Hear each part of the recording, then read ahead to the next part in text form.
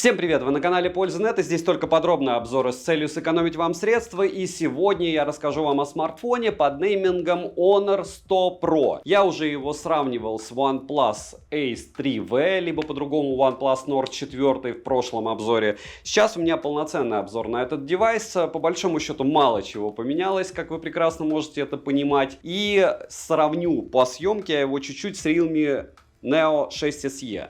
Все исходники, как всегда, скачивайте в моей личной телеге. Что здесь интересного? 120 Гц экран, довольно классная камера, 4К 60 FPS на основной модуль. Помимо этого есть телевик, помимо этого, разумеется, есть ультраширик. Довольно классная фронталка на 4К 30 FPS она может снимать. При том, что, как вы прекрасно знаете, Honor не под санкциями, Google сервисы здесь на борту, русский язык на борту. Помимо этого, Play Market спокойненько встает.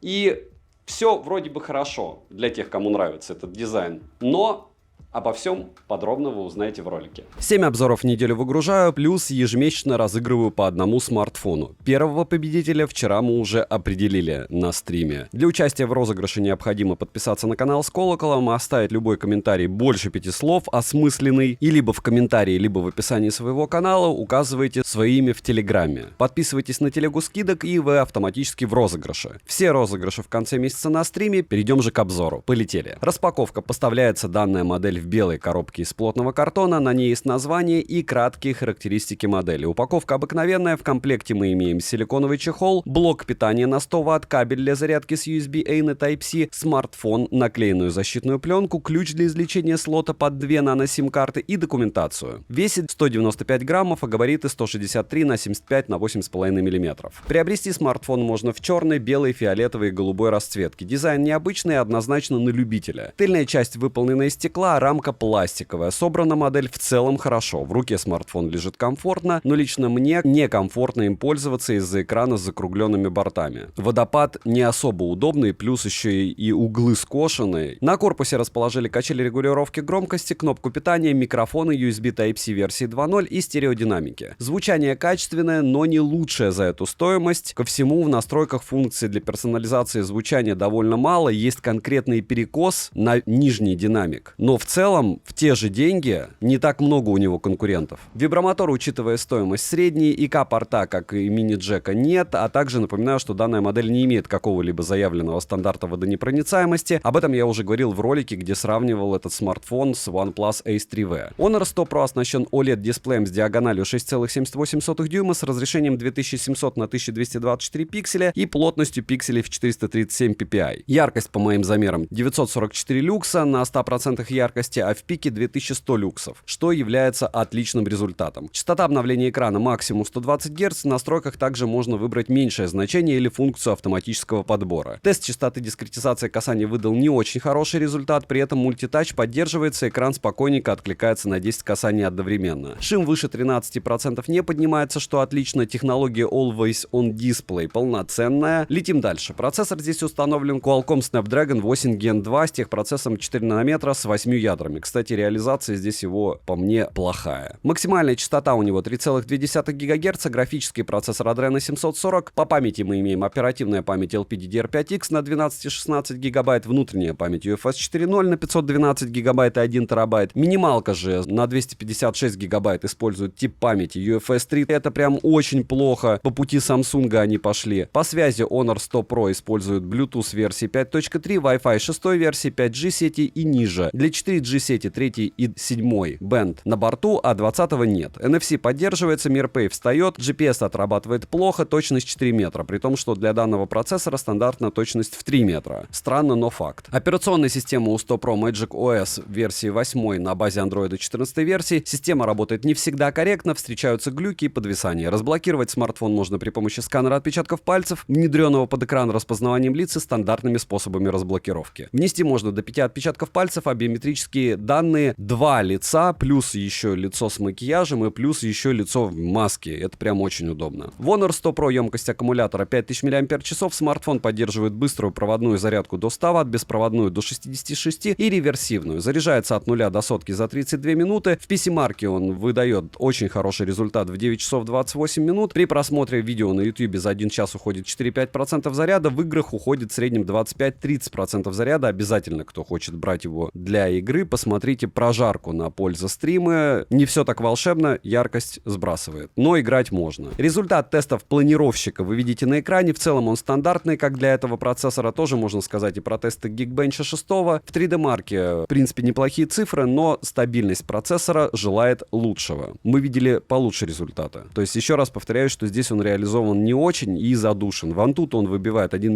241 000 попугаев. В Storage-тесте в минимальной комплектации 85 000, в максимальной, я так подозреваю, так как там будет UFS 4.0, будет и в Antutu баллов побольше, и в Storage-тесте будет 1170. Но вот что у меня на руках, вы видите. Летим дальше. Основной сенсор Sony IMX906 с апертурой 2.0, оптической стабилизацией и разрешением для видеосъемки 4К 60 FPS. Сверхширик на 12 мегапикселей с углом обзора в 112 градусов, цифровой стабилизацией, апертурой 2.2, а также телеобъектив на 32 мегапикселя с апертурой 2.4 и оптической стабилизацией. С фронтальной части установлен сенсор Sony IMX816 на 50 мегапикселей с апертурой 2.0, цифровой стабилизацией, разрешением для съемки видео 4К 30 FPS и дополнительным датчиком глубины. В другом ролике я уже сравнивал эту модель со смартфоном OnePlus Ace 3V. В этом основном обзоре на Honor 100 Pro я сравниваю его с Realme GT Neo 6 SE, который на 50% дешевле. Если учитывать сенсоры, то лучше Honor. Но что мы имеем на выходе, вы сейчас увидите и оцените сами. Ну что ж, 4К 60 FPS, два смартфона. Как вы видите, это Realme 6 SE и Honor 100 Pro. Основные модули, лифт, начало сравнения. Вот так. Так, ну что это у меня с фокусом, с Realme? Все в порядке. 4К 60 FPS Realme против Honor. И вот так вы сможете снимать с двух рук, если будете идти. Как мне говорят, нечего идти, когда снимаешь, стой. Вот стою. Сравнивайте так. Но все равно очень много людей снимает в движении. Вы об этом прекрасно знаете.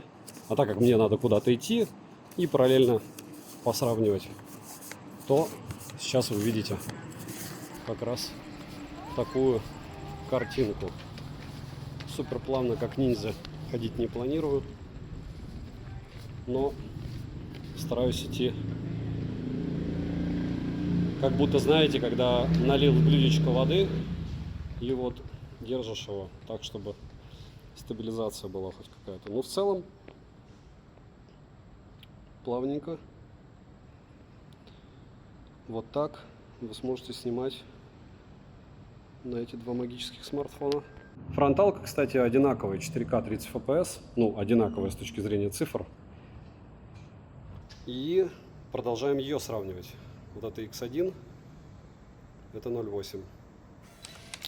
Ну что, сравниваем три фотографии с Neo 6. Здесь у нас получается ночь, ультраширик основа, 2 6SE здесь и одна 6SE фотография будет у нас чуть-чуть в другом месте. Это Honor вот здесь. То есть вот так у нас три фотографии Realme, вот так 3 фотографии от Honor. Что мы имеем на Honor, на основном модуле? Вот обратите внимание, если сравнивать с Realme, он уделывает его по полной программе. Здесь даже говорить не о чем с одной стороны. С другой стороны, вот эта вот помощь и у него, черт знает по какой причине, она получилась, если здесь шумы одни сплошные, здесь вообще какая-то клякса. То есть вот такая вот картина. По-другому не сказать. Почему? Потому что вот это попытка фотографии, а вот это уже у нас мольберт. В целом, если фотку оценивать, то вот это уделывает по полной программе у нас смартфон Realme с одной стороны. С другой стороны, кусками печально много больше у Honor. Вы только что этот кусок видели. По работе со светом Honor тоже лучше однозначно. Если говорить про ультраширик, напоминаю, что здесь у нас Honor, а справа у нас 6SE как раз получается. Вот у нас два ультраширика, и вы берете и понимаете, что ни тот, ни другой не потребен. Ну, может быть, чем-то мне больше импонирует здесь Realme, но, опять же, работай со светом. Все равно все печально. Здесь еще проще. Здесь у нас Realme, и здесь у нас Honor. Honor, по мне, на фронталке это однозначный лидер. Можете посмотреть по деталям, можете посмотреть по цвету, по балансу белого. С одной стороны. С другой стороны, если вам нужна просто фотография ночью, вот смотрите, даже граница волос здесь практически на Realme не видна. На Honor тоже не все волшебно, но на Realme все прям совсем темно и печально. С другой стороны, что одна, что вторая фотография в принципе потребна, да. Здесь у нас без эффектов. Здесь, кстати, тоже отключены были эффекты, но деталей намного больше фронталки у Honor, что неудивительно. То есть, проще говоря, Honor отрабатывает ночью на всех модулях, кроме ультраширика, однозначно лучше. Но повторяюсь, что обязательно у всех, у меня и у остальных, если где-то еще видите обзоры на эти смартфоны, хотя китайские мало кто покупает, а посылать их никому не посылают. Скачивайте исходники и смотрите. Во всяком случае, в форумах люди делятся.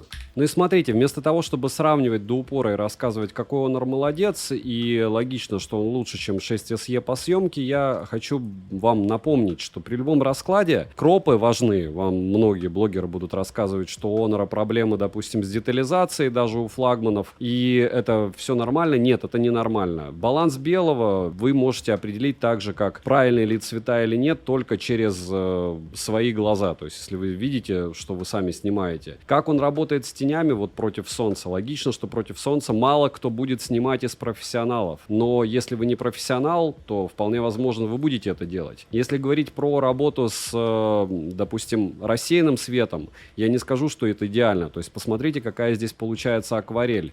И какие бы сценарии использования не брал, здесь как мультик половину он снял, а с другой стороны вот здесь как будто лут, правильно? И не зря 1000 фотографий на него сделал. Кому реально интересен этот смартфон, реально интересны его возможности, обязательно скачивайте их и без всяких чужих слов в ваши уши оценивайте его на своем смартфоне, либо на своем мониторе, либо на планшете. Но напоминаю, вот это, допустим, фотография, яркий пример. К сожалению, Honor со стабилизацией, что в премиальном сегменте, что в обычном сегменте, очень большая беда. То есть половина фотографий я уже удалил к тому времени, как я вам показываю. Посмотрите, это смазы. И смазов у него море. Мне было легче фотографировать. Я летал, получается, в Сингапур, в Бангкоке был и в Малайзии. Брал с собой как раз OnePlus и Honor. Так вот, на Honor минимум половина фотографий вообще, то есть хуже, чем это, непотребное. Если говорить про OnePlus, да, они в общей картине, как и Realme, хуже, но удачных намного больше. Так что вам важнее, решайте. Камерафоном я его не назову. Так, 4К 60 FPS без интеллекта искусственного, наггетсы. И вот это вот, конечно же, есть вредно очень все. Но для подсъема самое то по мне. 4К 60 FPS, вот что значит очередь на лоукостер. Людей мрак. И уже прошло мрак. А только началась посадка. FPS против солнца. X1, 0.8. Видно из окна самолета. Телевик.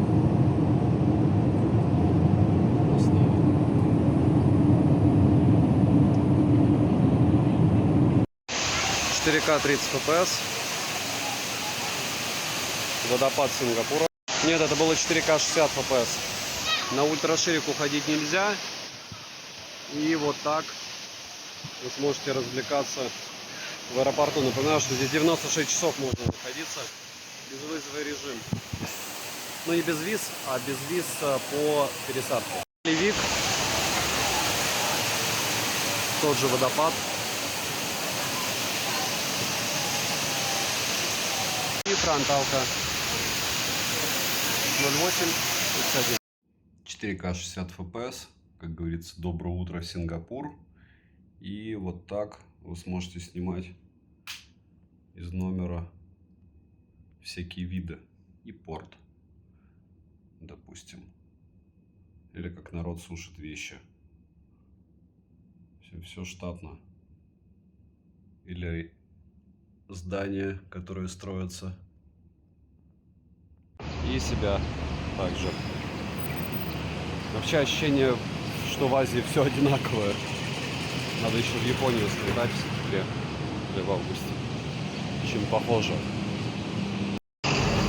4К 60 FPS, супер длинная улица всяких маленьких рестиков, кафешек.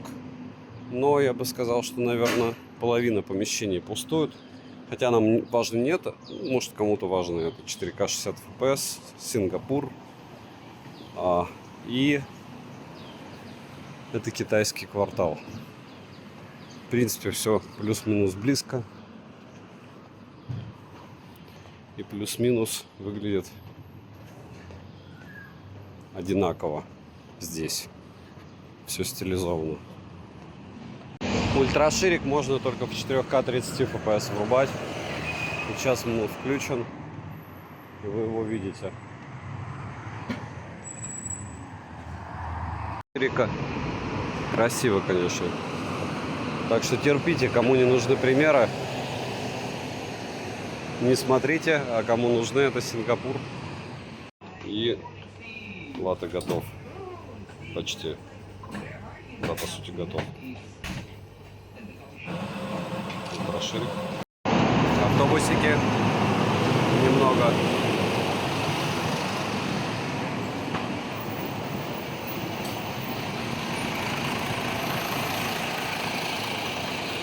«4К 60 FPS». Еще немного всяких зданий. 4К 60 FPS, вот она, городская среда. То есть там, где нет тенька, оборудованы вот такие штуки. Так, ну вот это прям круто выглядит, смотрите. Опа! Придумано прям классно. Южный пляж. Вот ТЦ сделан простенько с одной стороны, с другой стороны тоже максимально рационально и разумно. Во, реклама BYD. Машинок пока еще закрыта, но мне не особо интересно. Если кому интересно, пишите, поснимаю машинки, их хватает. Утра, ТЦ. Вот несмотря на то, что кажется, что он маленький, но я таких больших не видел ни разу. Утки. Билета. Еще раз утки. Такой вот автобус. Бас-тур. Ну, классно садишься, подключаешь наушники и слушаешь. Так, ну что, понеслась 4К 60 FPS. Honor 100 Pro. И это бас-тур. Получается, в течение часа. Я бы здесь жил. В плане в магазе. Хотя, опять же, новинок здесь нет. Но все равно. 4К 60 FPS. Вот такое полурабочее пространство. В торговом центре. Так, это самое дешевое место в Сингапуре. 1800 рублей. Вот это вот все дело. Вот такой вот фудблогинг. Ботанический сад. Наследие ЮНЕСКО с 2015 -го. Фронталка. Ботаник Гарден. Основа. Виды. Много видов. Телевик.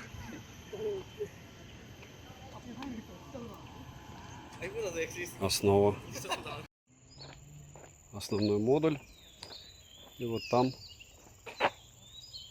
что-то интересное. Надо будет дойти. Не имею ни малейшего понятия, где здесь растения, которые показаны на плашках. Но то, что их здесь много очень разных, это факт.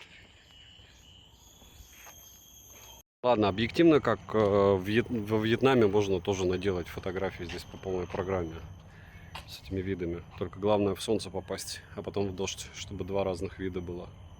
Телевик. Повторять безумно удобно и простое метро. Очень простое и удобно. Основа, телевик и метро. 30 FPS, немного ультраширика. Метро, которое здесь в основном наземное. И вот так можно будет лицезреть нетуристические сингапурские виды. Вот так эта штука выглядит вблизи. Вот это вообще все закрыто. Ну а вот на 4К 60 FPS камеру поменять нельзя, разумеется.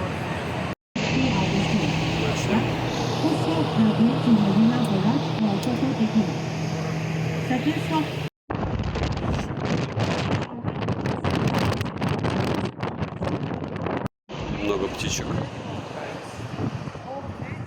И вот он, пролив.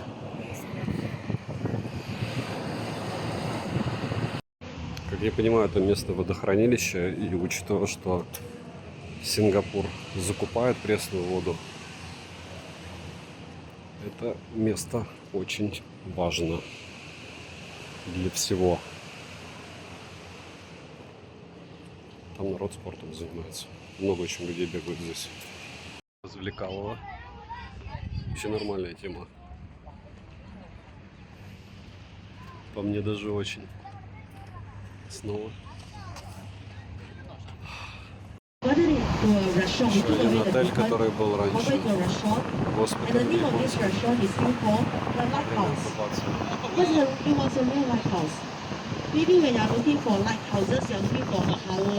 Как говорится, привычку ничем не убьешь. Пошел в магазин, купил еды. —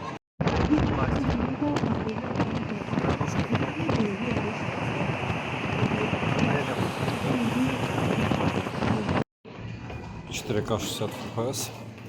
Это под парком. Парк. Ботанический сад. Очень странные дела. Вот так вот вверх живи.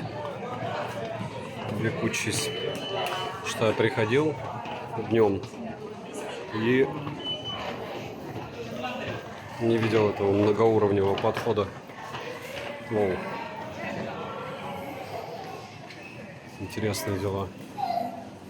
Надо было весь пройти днем. 4К 60 FPS. Последняя остановка.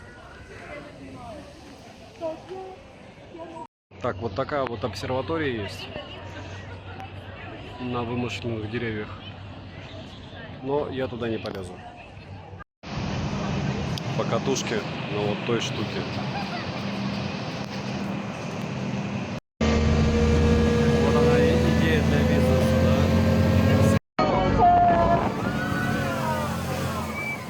Вот так можно на тачку заехать в воду.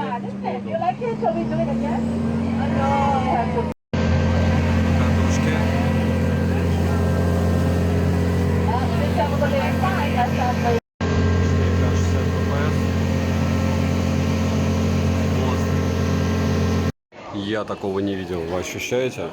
Да, в обзоре на Honor у меня анкеровский магаз. Очуметь. Реально анкеровский магаз. Прикиньте. Ну это все на 7 умножать.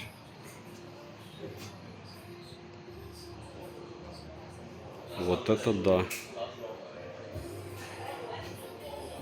А мы все это с вами тестировали. Ха-ха-ха.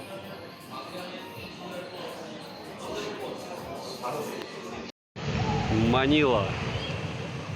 4К 60 FPS, основной модуль. И немного фронталки в 4К 30 FPS. Манила. Зоопарк. Манила. Зоопарк Манилы. Вена, магазин, фотки.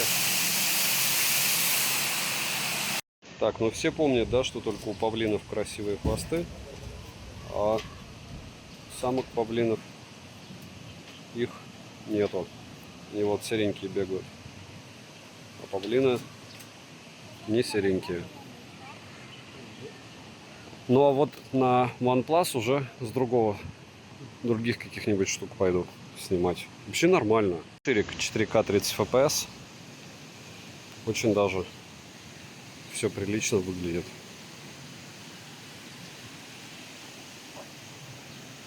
При свете дня. Ультраширик 4К 30 FPS. Основа телевик.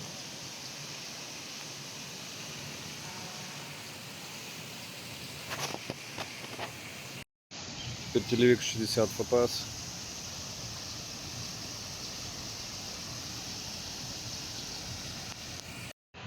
Тигруля слип. Спид X3. Вот так вот, а в Таиланде ты можешь еще и покормить капибар. Здесь они просто спрятаны. Может, оно им и лучше, но вот так. Можете считать меня занудой, но в Тае ты ходишь по парку и вот этих вот всех оленей кормишь с руки, а здесь ты просто смотришь на них. Хотя, наверное, для безопасности им лучше. И место здесь побольше и поинтереснее оно, но не факт. Вот идея сооружений прям топ, а количество живности очень скромно, мега, по сравнению с другими азиатскими странами. Но вот так. Опа, телевик. Вот видео по мне снимает классно. До встречи в Таиланде, там мы тебя будем есть еще. Такие вот животные отдыхают. 4К 60 FPS. Вообще инсталляций здесь много прикольных. Идея классная по архитектуре зоопарка.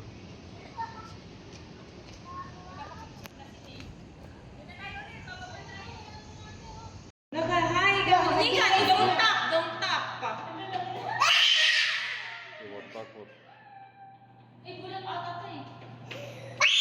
Еще немного телевичка.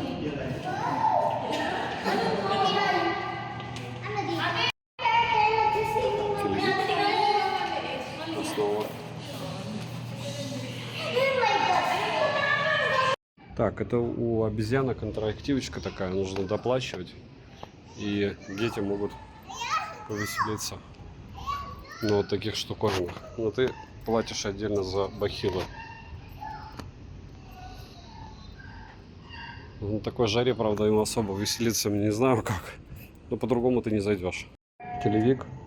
Взгляд из разряда тебя бы сюда посадить, чувак. Гибончик. Развлекушка для детей. Телевик. Основа. Видите? Мысль. Ругать будут, не будут за то, что побегу. А хочется же. Будут ругать. Во, а вечером классически включается подсветка. Вот это с АИ 4К 30 FPS, выставка с бабочками. И у меня уже пошла, мне кажется, деградация, потому что слово бабочки я пытался вспомнить, зная слово butterfly. Плохо. FPS, ультраширик, и я, в общем, здесь не вижу никаких бабочек. Ну вот так. Пожалуйста, не трогайте бабочек. А как их можно тронуть, если их здесь нет? Ноль. В общем, одну нашел. Лучше бы не находил. Так, нас обманули. Жирафов нет. Есть зебра. Жирафы отдыхают весь день. Ну ничего. Да, я посмотрю. Вход в церковь Святого Августина. Стараюсь помедленнее показывать экспозицию. Можно даже и видео, или фото в онлайне. Вы попробуйте путешествовать, 550 локаций менять одновременно и еще что-то крутить в камере. Я не для этого смартфоны покупаю по $300, по $500, по $1000 для того, чтобы что-то где-то крутить. Тем более, когда они позиционируются как смартфоны про камеру. Ну что же, второй этаж. Подъем по лестнице. Наслаждение и ощущение эпичностью. Ну, в целом, учитывая, сколько лет данному сооружению, веков, я бы сказал так, все довольно круто.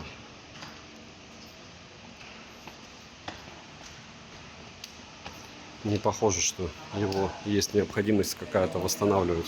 Трещин не вижу никаких. Здесь ультраширик поприятнее, чем в OnePlus. Во-первых, он шире угол берет. Можете посмотреть обзор на OnePlus Ace 3V. Вот он с того же места не мог брать полностью здание на ультраширик. Этот может. И вот так сможете снимать на него. Притом на основу можно переключаться на телевик, на X3.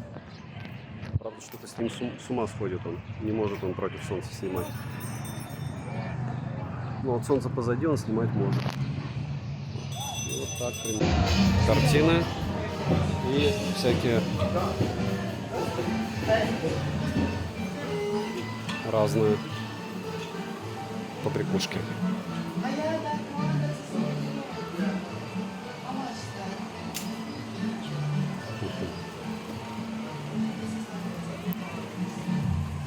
Очень даже неплохо.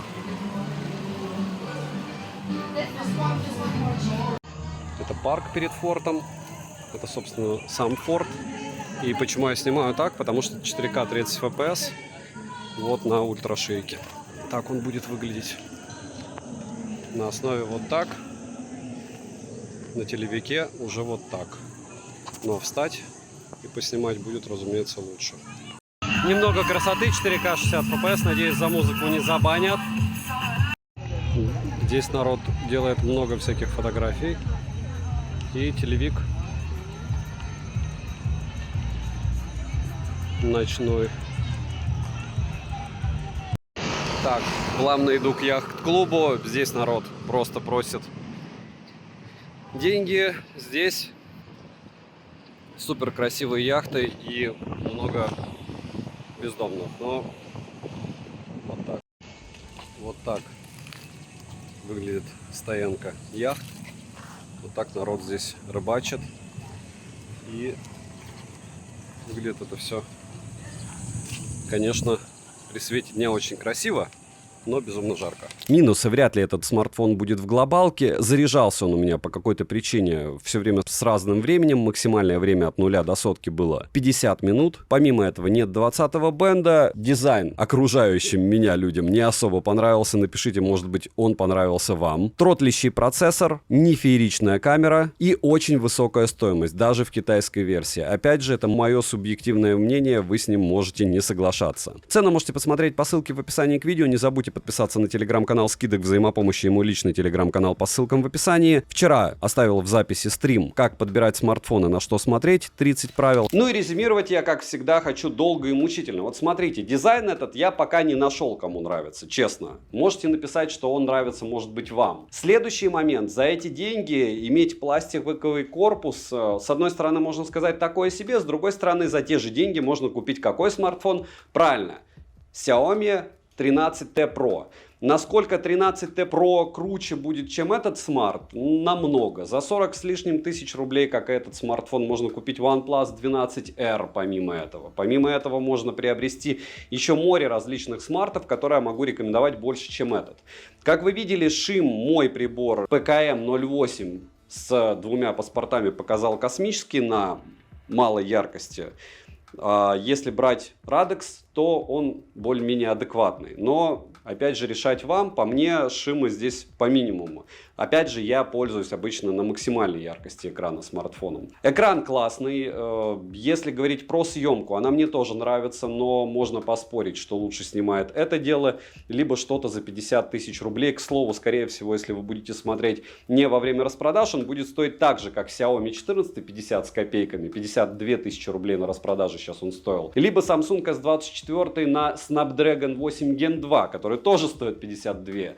И вот когда у тебя есть Samsung, когда у тебя есть Xiaomi, говорить об Honor это смешно. Понятно, что вы сейчас насмотрелись рекламу на Honor Magic 6 Pro, которые пытаются любыми способами и средствами продать хоть где-то. В Китае не получилось, но хотя бы в России. Но вы должны реально понимать, что Honor это Honor. Они не в топ-5, в топ-5 по продажам в мире они вряд ли когда-то будут. потому что Huawei с ними не особо делится супертехнологиями. Мы же заметили, да, что у Huawei вот эти вот новые смартфоны, пусть и на стареньких процессорах, но у них есть хотя бы оптика, которая с механическим изменением фокусного расстояния, это прям вау. Выезжающая камера — это всегда будет круто, мы любим всякие такие элементы. Если говорить про это устройство, если оно вам понравилось, если вы знаете, зачем вы покупаете Honor, то, наверное, да. Но мне, в принципе, вот эти вот штуки у них, даже с гуглами, не нравится чем? Не тем, что там какого-то бенда не будет, либо агрегация частот проблема, а тем, что у тебя смартфон в ценовой категории, где конкурентов просто море, и они предлагают больше. Когда я говорю предлагают больше, вы спросите, а что они такое предлагают? Ну, Xiaomi предлагает защиту от влаги за этот полтинник.